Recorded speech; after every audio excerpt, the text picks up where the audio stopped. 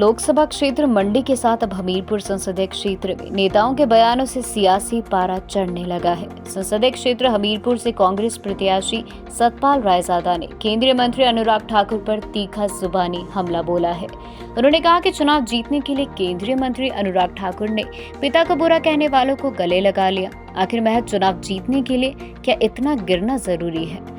भोरंज विधानसभा क्षेत्र में पट्टा, खड़वाड़, टूह, शमुताल, भलवानी, पलही इत्यादि चुनाव प्रचार के दौरान कांग्रेस प्रत्याशी ने केंद्रीय मंत्री अनुराग ठाकुर पर निशाना साधा है। उन्होंने कहा कि वह फौजी के बेटे हैं। यदि उनके पिता के मान सम्मान को किसी ने ठेस पहुंचाई होती तो वह कभी ऐसे नेता को गले नहीं लगाते। पूर्व मुख्यमंत्री प्रेम कुमार धूमल एक बुजुर्ग होने के नाते पूजनीय है। जिस व्यक्ति ने धूमल को मंच से भला बुरा कहा, उसे महज चुनावों में जीत के लिए केंद्रीय मंत्री अनुराग ठाकुर ने गले लगा लिया। उन्होंने कहा कि बिके हुए नेता चुनाव नहीं जीतते हैं, चुनाव जनता के बलबूते जीते जाते हैं। केंद्र की भाजपा सरकार के खिलाफ लोगों में आक्रोश है। बिके हुए विधायकों को भाजपा ने टिकट दिया है।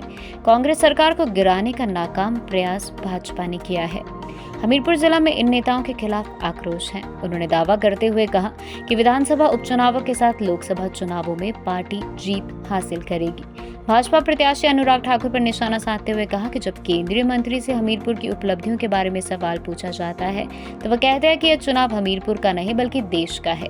वह भाजपा प्रत्याशी से ही सवाल पूछना चाहते हैं कि क्या हमीरपुर और हिमाचल देश का हिस्सा नहीं है?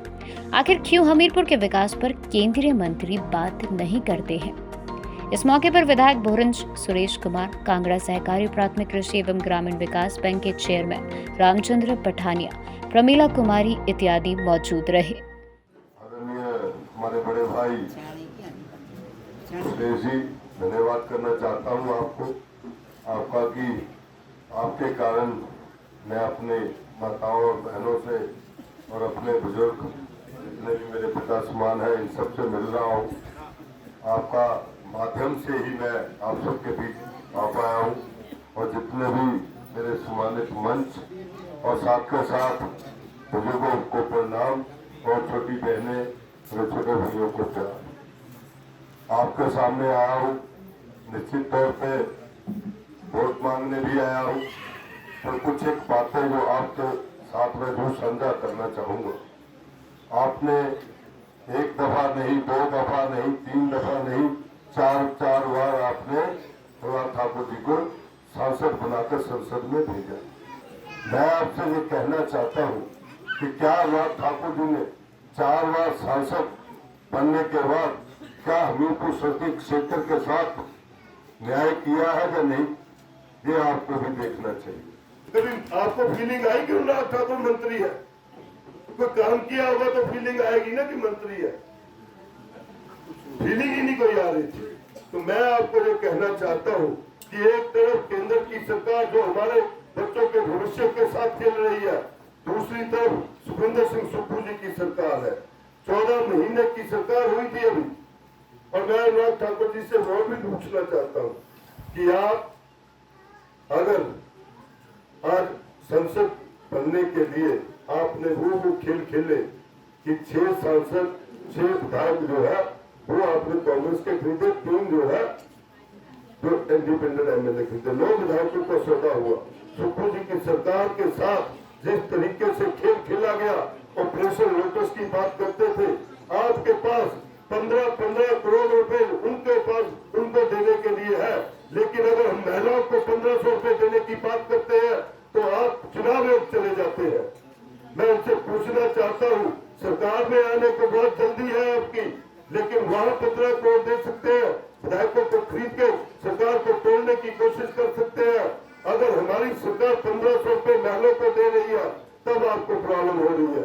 अगर हम कर्मचारियों को पेंशन देने की बात करते हैं और पेंशन स्कीम के तहत, तब आप कहते हैं कि ये गलत कर रहे हैं। आप पेंशन को बंद करने की बात करते हैं। मात्र के कर्मचारियों के हकों की लड़ाई जब हम लड़ते हैं तो आप उसके ऊपर उंगली उठाते हैं। मैं एक ही ऐसे ही मैंने अनुराग ठाकुर जी से क्वेश्चन किए, मैंने पूछा उनसे कि आपने अग्निवीर के मामले में तो साथ नहीं दिया, लेकिन जब आपदा आई तब भी आपने मदद नहीं करी। 11,000 करोड़ रुपए का जो नुकसान हुआ केंद्र की एजेंसियों ने और हिमाचल प्रदेश की एजेंसियों ने, बैठकर जो तय किया कि कितना नुकसान जो है हिमाचल प्रदेश का हुआ, और 11,000 करोड़ रुपया वो नुकसान जो हुआ वो दिल्ली ने हमें देना था, जो हमें नहीं दिया गया। और अनुराग ठाकुर जी ने एक दफा भी आवाज नहीं उठाई। हिमाचल के कर्मचारियों का पैसा 9,000 करोड़ रुपया जो दिल्ली के पास पड़ा है, एनपीएस का पैसा, हमने ओल्ड पेंशन स्कीम का वादा किया था, पूरा कर दिया। अब हमारी सरकार ओल्ड पेंशन स्कीम के तहत उनको पेंशन दे रही है, तो जो हमारा एनपीएस का पैसा, जो हिमाचल प्रदेश के कर्मचारियों का पैसा है, वो भी वापस मिलना चाहिए। हमने ये बोला, तो उसके ऊपर भी अनुराग ठाकुर जी की कोई प्रतिक्रिया नहीं है। तो मैंने उनसे पूछा कि ये सारे सवाल जवाब किए गए, तो उनका जवाब पिछले कल आया, जब मैंने बार बार पूछा कि अनुराग ठाकुर जी आप 20 साल से यहाँ के संसद में, यहाँ के सांसद हैं आप, और हमीरपुर संसदीय क्षेत्र की आपने कौन सी आवाज उठाई? ना तो आपने कभी जो हमारे भाखड़ा बांध प्रस्तापित है या पोंग डैम प्रस्तापित लोग हैं, ना तो उनकी कभी आवाज उठाई, ना हमारे कर्मचारियों की आवाज उठाई, ना हिमाचल प्रदेश के पैसा जो वापस आना चाहिए था उसकी आवाज उठाई। मैं उनसे पूछना चाहता हूँ, क्या हमीरपुर संसदीय क्षेत्र जो है वो हिमाचल प्रदेश का हिस्सा नहीं है? क्या हिमाचल प्रदेश जो है वो जो हिंदुस्तान का हिस्सा नहीं है?